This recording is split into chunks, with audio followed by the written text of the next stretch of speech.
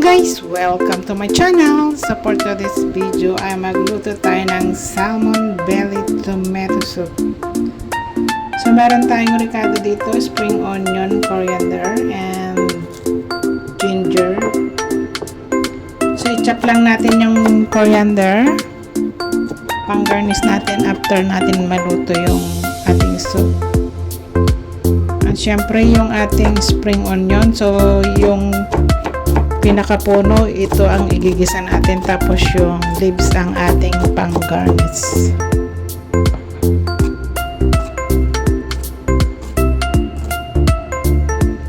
So ayan.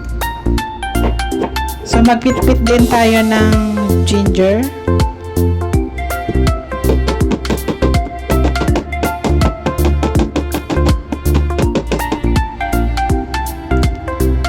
And then mag-slice tayo ng tomato. So simple recipe lang to guys, madaling lutuin saka madaling i-prepare. Pero masarap siya.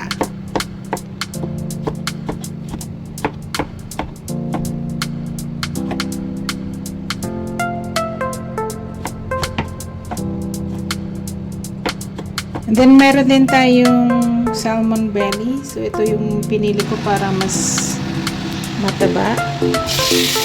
Ayan guys, madali lang siyang maluto. So i-fry ko lang siya konti.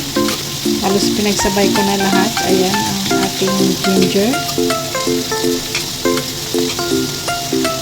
Pwede nga rin po guys, hindi na igisa direct na sa tubig. Ayan, may sibuyas.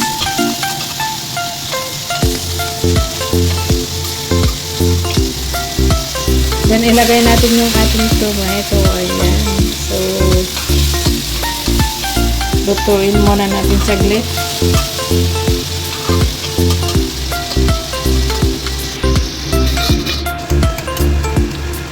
Ayan guys. So medyo natutunan na siya. So lagyan na natin ng tubig.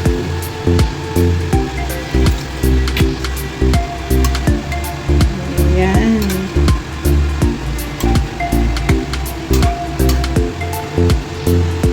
Then, lagyan natin ng salt and pepper, pampalasa.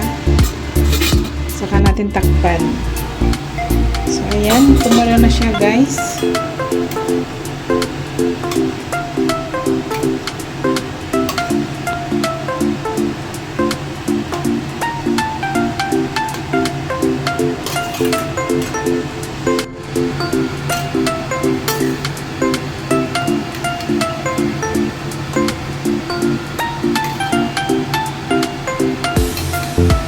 So mag-prepare din tayo ng tofu para mas dumami yung protina. Ayan, slice lang tayo.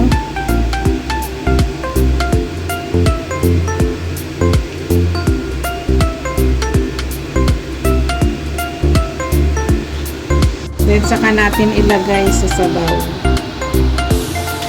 Ayan. So pakuluan lang natin for a few minutes. Then pwede siyang inumin at kainin. So ayan guys, naluto na siya. So meron na tayong sabaw. So ilagay na natin yung ating spring onion and coriander for garnish. So ayan, pwede na siyang i-serve. So thanks for watching. See you in my next vlog. Please like and subscribe. Bye bye.